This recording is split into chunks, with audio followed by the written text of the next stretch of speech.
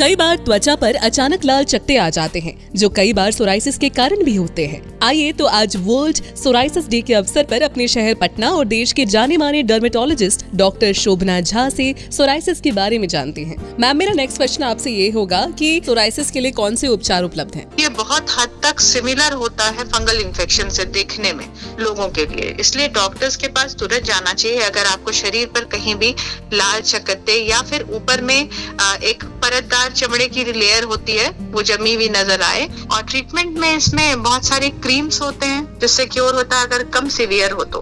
But अगर severe होता है या शरीर के बहुत सारे हिस्सों में फैलता है, नाखून में भी हो जाता है या जॉइंट्स का इन्वॉल्वमेंट होता है, तो उसमें खाने की दवा भी दी जाती है। साथ ही साथ काफी सेफ थेरेपी होती है फोटोथेरेपी। आजकल फोटोथेरेपी हो गई या फिर जो इम्यून सिस्टम हमारे इन्वॉल्व होते हैं एग्जैक्टली उसी सेल्स पे ही काम करने वाली नई दवाएं भी उपलब्ध हैं अभी बाजार। मैम, मेरा नेक्स्ट क्वेश्चन आपसे ये होगा कि क्या ये कंटेजियस है सोराइसिस? सोराइसिस में आप बिल्कुल किसी भी पर्सन को छू सकते हैं, छुआछूत से ये बिल्कुल नहीं होता है।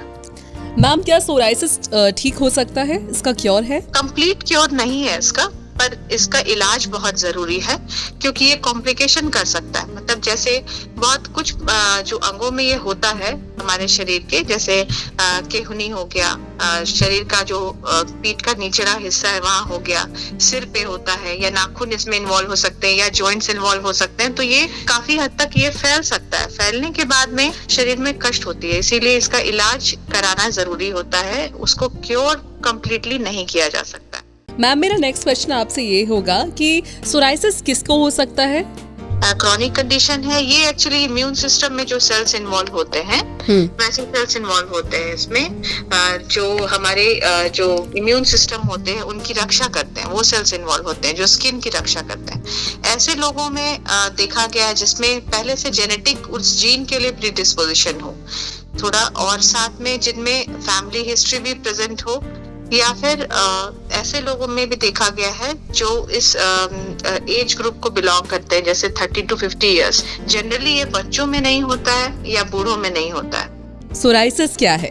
सोराइसिस एक स्किन कंडीशन है, क्रॉनिक कंडीशन है जो आपको उम्र भर रहता है और ऑटो इम्यून सिस्टम हमारा उससे अटैच रहता है। मतलब हमारे शरीर से जो लड़ने की क्षमता होती है हमारे सिस्टम की, वो इसमें स्किन में अफेक्ट करता है। जेनेटिक भी होता है, ये कुछ जेनेटिक प्रीडिस्पोजिशन भी होता है, कुछ जीन्स इन्वॉल्व होते हैं और बहुत सारे अननोन कॉज भी होते हैं। तो ये जब तक कोई भी जिनको भी सोराइसिस रहता है उनको इलाज से संभव होता है, ये बेहतर हो सकता है, बट पूरी तरह से ये नहीं जाता है। मैम, मेरा नेक्स्ट क्वेश्चन आपसे ये होगा कि सोराइसिस के लिए कौन से उपचार उपलब्ध हैं? ये बहुत हद तक सिमिलर होता है फंगल इन्फेक्शन से देखने में लोगों के लिए, इसलिए डॉक्टर्स के पास तुरंत जाना चाहिए अगर आपको शरीर पर कहीं भी लाल चकत्ते या फिर ऊपर में एक परतदार चमड़े की लेयर होती है वो जमी हुई नजर आए। और ट्रीटमेंट में इसमें बहुत सारे क्रीम्स होते हैं जिससे क्योर होता है अगर कम सीवियर हो तो।